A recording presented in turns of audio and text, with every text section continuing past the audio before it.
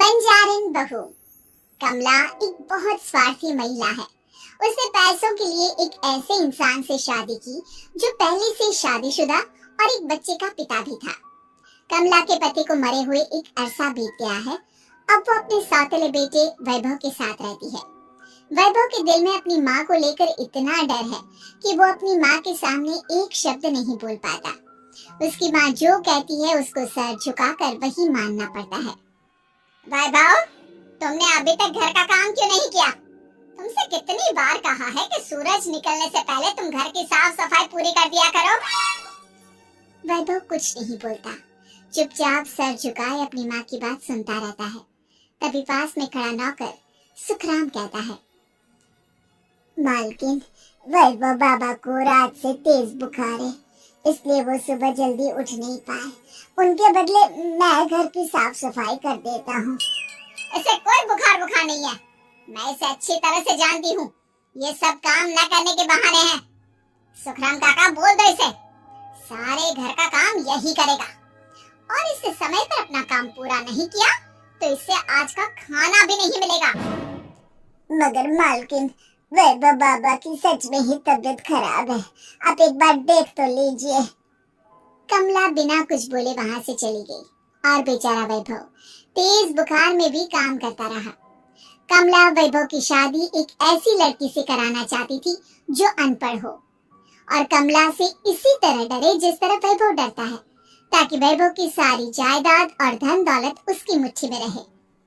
लेकिन आज के जमाने में ऐसी लड़की मिलना मुश्किल है। कमला कार में यही सब कुछ सोचती जा रही थी कि तभी रास्ते में, अरे ड्राइवर, तुमने कार क्यों रोक दी? और ये इतना शोर कैसा? मैडम, आगे कुछ बंजारों का खेल चल रहा है, इसलिए भीड़ लगी है। मैं अभी भीड़ को साइड में करवाकर कार निकालता हूँ। ड्राइवर भीड़ को साइड करके कार निकालने की कोशिश करने लगा कि तभी कमला की नजर रस्सी पर चल रही एक फुलवा नाम की बंजारन पर पड़ी। क्यों ना मैं इस बंजारन की शादी वैभव से करा दूं? ये तो अनपढ़ लग रही है, मेरे पैरों तले दबकर भी रहेगी। मुझे अभी इसके माँ बाप से बात करनी होगी।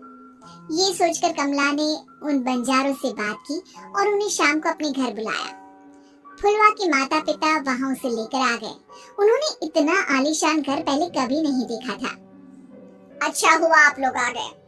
देखिए, मुझे घुमा फिरा कर बात करने की आदत नहीं है, इसलिए सीधे सीधे मुद्दे पर आती हूँ।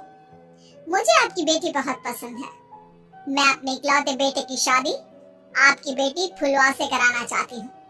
इसके बदले में आप जो चाहो वो ले सकती है। तभी फुलवा की माँ कहती है, ये क्या कह रही है मैम साहब? कहीं आप हमारी गरीबी का मजाक तो नहीं उड़ा रही ना? आप मेरे बेटे से मिल लो। अगर आपको मेरा बेटा पसंद आता है तो मैं कल से ही शादी की तैयारी शुरू कर दूंगी।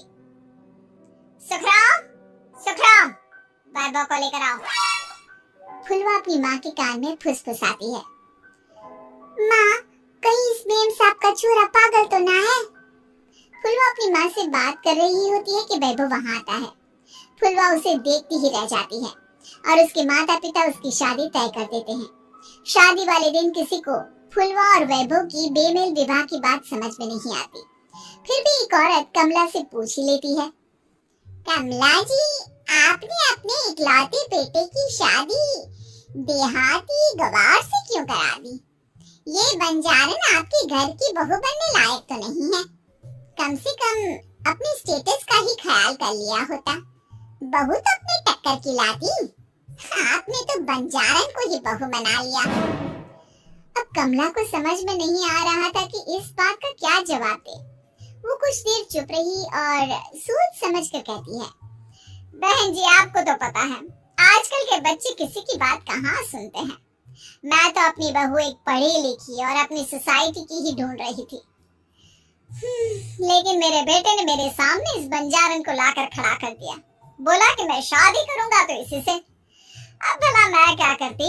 मुझे अपने बेटे के सामने झुकना ही पड़ा। कमला की ये बातें सुखराम भी सुन रहा था। उसने ये सारी बातें वैभव को जाकर बता दी। काका, मैं तो फुलवा को जानता भी नहीं, फिर माँ मेरे बारे में झूठ क्यों कह रही है? अरे बेटा, तुम कितने भोले हो, तुम्हें कुछ भी नहीं पता। तुम्हारे पिता अपनी सारी संपत्ति तुम्हारे नाम करके गए। तुम्हारी माँ नहीं चाहती कि ये संपत्ति तुम्हें मिले, इसलिए उन्होंने तुम्हारी अनपढ़ लड़की से शादी करवाई ताकि तुम्हारी तरह वो भी अपने हक के लिए आवाज ना उठा सके। सुखराम काका, मैं क्या करूं, आप ही बताओ। माँ के सामने आते ही मेरे हाथ पैर कांपने लगते हैं। मैं माँ को कुछ भी नहीं कह पाता। वे दोनों बात कर ही रहे थे कि अचानक कमला वहां गई। कमला को देखकर दोनों घबरा गए। तुम दोनों फिर कभी बातें कर लेना, अभी फेरों का समय हो गया है, चलो जल्दी आओ। इस तरह फुलवा और वैभव की शादी हो गई। अगले दिन कमला ने फुलवा को बुलाया और उसे नसीहत देने लगी। देख बंजारन, तुझे मैंने अपनी बहू बना तो लिया है, लेकिन तुझे इस घर में आँख कान मुंह बंद करके रहना होगा। घर का काम कर और अपने पति से मतलब रख, समझी? कमला का ऐसा रवैया फुलवा को बिल्कुल समझ में नहीं आया। उसने वैभव से इस बारे में बात की। सुनिए ना, माँ जी ने जिस तरह मुझसे बात की मुझे अच्छा नहीं लगा। शादी से पहले तो वो मुझसे बहुत अच्छे से बात कर रही थी, लेकिन शादी के बाद उन्हें क्या हो गया? तुम ज्यादा मत सोचो, जैसा माँ कहती है वैसा ही करो। ये कहकर वैभव वहाँ से चला गया। अगले दिन वैभव को घर के नौकरों की तरह काम करता देख फुलवा को बहुत हैरानी हुई। फुलवा ने इस बारे में सुखराम काका से बात की तो सुखराम काका ने फुलवा को सारी बात बता दी। अब फुलवा को समझ में आ गया कि उसकी सास ने एक बंजारन को बहू क्यों बनाया। एक दिन वैभव घर का काम कर रहा था, तभी उससे कांच की प्लेट टूट गई। किसने गिराई ये कांच की प्लेट? वैभव को वहां खड़ा देख कमला ने छड़ी से उसे मारना शुरू कर दिया। उसके पैर में कांच चुभ गया और खून बहने लगा, लेकिन फिर भी कमला उसे मारी जा रही थी। ये देखकर फुलवा ने कमला के हाथ से छड़ी छीन ली और तोड़कर फेंक दी। बंजारन, तेरी इतनी हिम्मत, तूने मेरे हाथ से छड़ी छीनी? कमला फुलवा को थप्पड़ मारने ही वाली थी कि फुलवा उसका हाथ पकड़ लेती है। मैंने मॉम की गुड़िया ना समझ लियो। बंजारन, ईंट का जवाब पत्थर से देना जानती हूँ। आज के बाद मेरे या वैभव जी के ऊपर हाथ उठाने की सोचो भी ना, समझी ससु माँ?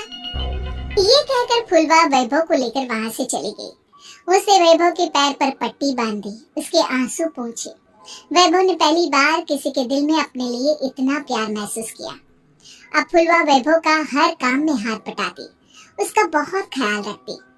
इस तरह दोनों बहुत ज्यादा नजदीक आ गए। वहीं दूसरी ओर कमला सारी जायदाद अपने नाम करने की साजिश करने लगी। और एक दिन, वैभव, जल्दी बाहर आओ।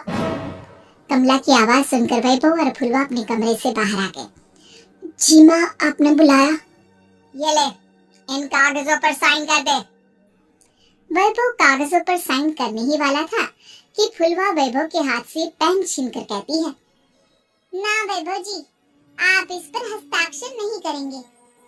आओ बंजारन, मैं तुझसे बात नहीं कर रही। ये बात मेरे और मेरे बेटे के बीच की है।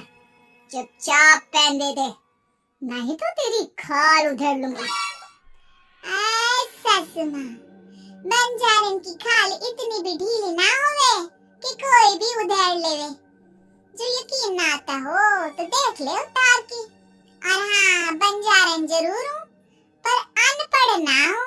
मन भी पता है कि किसी भी कागज पर साइन करने से पहले उसे अच्छी तरह पढ़ लेवे हैं। पेन देती है या नहीं? ये कहकर कमला फुलवा को मारने आई तो फुलवा ने कमला को धक्का दे दिया और वो नीचे गिर गई। कमला डरकर वहां से भाग गई। अब फुलवा ने वो कागज उठाए और वैभव के साथ सीधा वकील के पास चले गई। वकील ने वो कागज देखे और फुलवा को बताया, वैभव के पिता की सारी जायदाद और संपत्ति वैभव के नाम है, लेकिन वैभव की सौतेली माँ इस संपत्ति को अपने नाम कराना चाहती है, इसलिए इन कागजों पर वो साइन करा रही थी। तो अब हमें क्या करना चाहिए वकील साहब? वकील ने फुलवा और वैभव को सब कुछ अच्छी तरह से समझा दिया।